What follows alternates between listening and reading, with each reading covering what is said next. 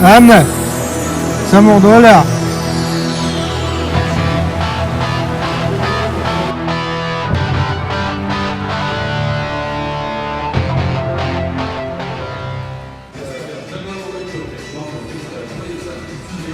Do it.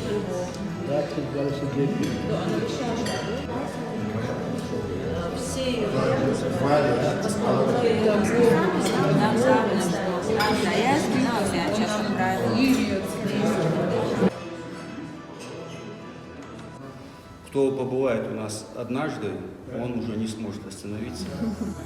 Мы всегда рады нашим гостям. Наш народ славится своим гостеприимством, традициями, адатами.